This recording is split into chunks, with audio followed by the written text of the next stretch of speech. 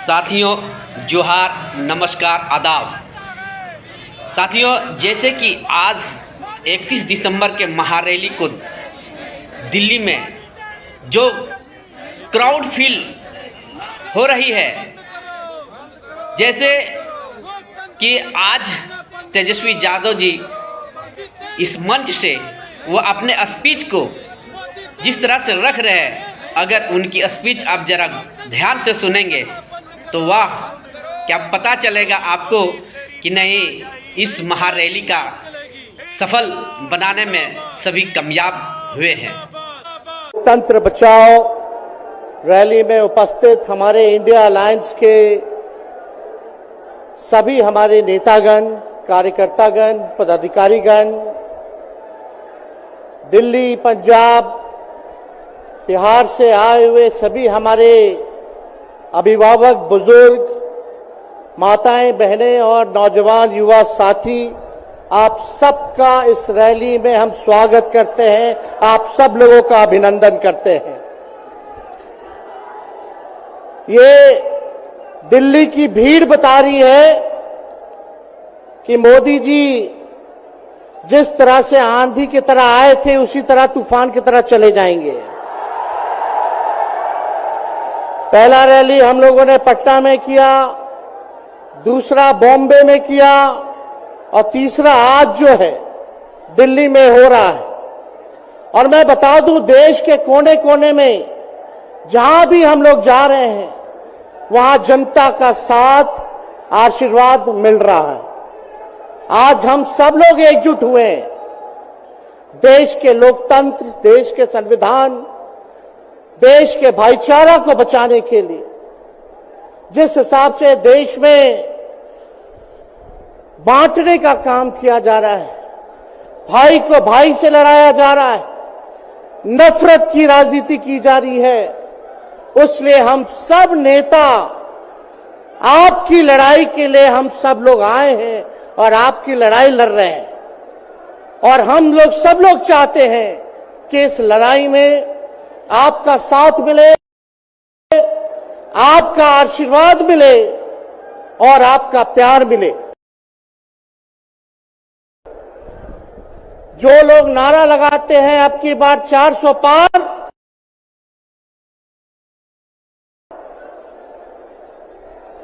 उनका मुंह है, कुछ भी बोलेंगे,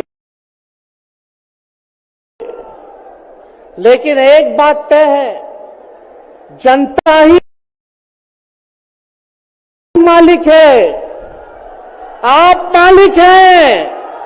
और आपको तय करना है कि देश के शासन में कौन बैठेगा, काम करेगा। आज यहां दिल्ली की जनता से पूछना चाहते हैं, वो लोग नारा लगा रहे हैं, टारगेट फिक्स कर रहे हैं, अब की बार 400 पार। ऐसा लग रहा है कि पहले से ही ईवीएम सेटिंग हो चुका है। ये लोग फिर भी आप लोगों से पूछना चाहते हैं कि आप लोग, ये लोग जो नारा लगा रहे हैं, क्या वो सच होगा या वो सत्ता से बेदखल करिएगा? हाथ उठा के बताइए, इनको सत्ता से बाहर करना है कि नहीं करना? आज हम सब लोग देख रहे हैं कि देश में अघोषित इमरजेंसी लागू हो चुकी है। देश में सत्ता में जो लोग बैठे हैं, तानाशाह रवैया अपनाने का काम कर रहे हैं,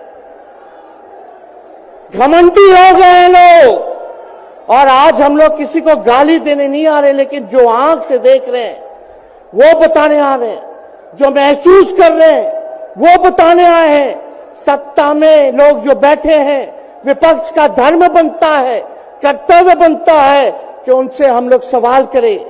आज मेरा मानना है कि देश में सबसे बड़ा अगर दुश्मन है तो बेरोजगारी है, महंगाई है, गरीबी है। आज यहाँ लोग हैं, नौजवान हैं, नौजवानों से पूछना चाहते, बताओ कितने नौजवान यहाँ जो है मोदी जी ने नौकरी दिया? हाथ उठा के बताइए। कोई नहीं मिलेगा।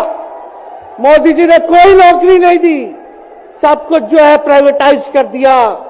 और हम लोगों ने बिहार में जब कांग्रेस लेफ्ट इंडिया अलायंस की सरकार थी, 17 महीने में 5 लाख नौकरी हम लोगों ने देने का काम किया। आज किसान तबाह है, युवा परेशान है, लेकिन किसानों से मोदी जी को मिलने का समय नहीं है। मोदी जी मिलते तो प्रियंका चोपड़ा से मिलेंगे, किसानों से नहीं मिलेंगे। अक्षय कुमार को इंटरव्यू देते थे पिछले चुनाव में, इस बार बिल गेट्स को बुला करके इंटरव्यू देने का काम कर रहे हैं। लेकिन किसानों की समस्या कैसे हल होगी ये नहीं बता रहे। किसानों से उन्होंने पिछले चुनाव में वादा किया था कि उनका आय दुगुना करेंगे। आज किसानों पर मोदी जी ने तलवार चलाने का काम किया है, जो हमारे अन्नदाता हैं। इसलिए आप सब लोग हम लोग जब आवाज उठाते हैं, तब मोदी जी और उनकी जो सेल है पार्टी की, उस पार्टी का सेल में कौन है? ईडी है, सीबीआई है, इनकम टैक्स है। लालू जी को तो कई बार सताया गया, मेरे ऊपर मुकदमा किया गया, मेरी मां पर, मेरी बहनों पर, मेरे जीजाओं पर, मेरे पिता के जितने संबंधी थे सब पर केस मुकदमा किया। अभी बिहार चले जाइए, कई हमारे नेताओं पे छापेमारी चल रही है, कई जगह ईटी का रेड चल रहा है, आईटी का रेड चल रहा है, लेकिन हम लोग घबराने वाले लोग नहीं। आज देश में जिस हिसाब से हेमंत सोरेन जी को और अरविंद केजरीवाल को गिरफ्तार करने का काम इन बीजेपी के लोगों ने किया है, तो उनको हम बता दें कि इनके गीदड़ भपकी से हम लोग डरने वाले नहीं हैं। हम लोग संघर्ष करने वाले लोग हैं, और पिंजरे में तो शेर ही को कैद किया जाता है। सब लोग शेर हैं, आप लोगों ने ताकत दिया है, आपकी लड़ाई हम लोग लड़ रहे हैं। कंस राज आप लोगों ने देखा होगा, जब कंस को किसी से तकलीफ होती थी, डर लगता था, तब जेल में लोगों को बंद कर दिया जाता था। लेकिन जेल जाने से यहां कोई डरने वाला नहीं है। कितने लोगों को जेल भेजोगे? लेकिन जब जनता जब जवाब देगी, जब वोट का चोट दीजिएगा, तो मोदी जी हाथ मलने का काम करेंगे, सत्ता से बेदखल हो जाएंगे। इसलिए ये अपनी ताकत को पहचानिएगा। सब लोग चुनाव के समय आप सब लोग पोल कीजिएगा, वोट दीजिएगा, लोगों को भी वोट दिलाने का काम कीजिएगा। बीजेपी के लोग झूठ बोलने वाले लोग हैं। ये लोग यूरिया को भी चीनी बना देते हैं, ये लोग गोबर को भी हलवा दे करके परोस देते हैं, ये लोग आंख फोड़ करके चश्मा दे देंगे और फिर बोलेंगे देखो हमने चश्मा दिया। ये झूठी पार्टी है, इसलिए इन पे विश्वास मत कीजिएगा। मोदी जी कहते हैं कि उनका गारंटी मजबूत गारंटी है, गारंटी की बात करते हैं। हम बोलते हैं मोदी जी की गारंटी वैसी ही गारंटी है जैसे चाइनीज माल होता है, 2-4 बार इस्तेमाल करोगे और वो गारंटी जो है खत्म हो जाता है, टूट जाता है, खराब हो जाता है। तो जब तक चुनाव है तब तक ही मोदी जी की गारंटी है, बाकी कुछ नहीं। 2 करोड़ रोजगार का क्या हुआ, 15-15 लाख रुपए का क्या हुआ, ये जवाब नहीं देने वाले। लेकिन हमेशा जो है प्रोपेगेंडा चलाने का काम करते हैं और लोगों को भटकाने का काम करते हैं। इसलिए आप सब लोगों को सावधान रहना पड़ेगा। इनके झूठ पे आप लोग विश्वास मत कीजिएगा। और हम सब लोगों ने आज तस्वीर देखा, आज तस्वीर क्या देखा कि आज महामहिम राष्ट्रपति जी आडवाणी जी को भारत रत्न देकर के सम्मानित कर रही थी। मोदी जी आडवाणी जी के बगल में बैठे हुए हैं, राष्ट्रपति खड़ा होकर के सम्मानित कर रहे हैं, लेकिन मोदी जी खड़ा भी नहीं हुए राष्ट्रपति के सम्मान में, खड़ा भी नहीं हुए। इससे पहले भी हम लोगों ने तस्वीर देखी कि राष्ट्रपति पीछे पीछे चल रही है, मोदी जी आगे आगे चल रहे हैं।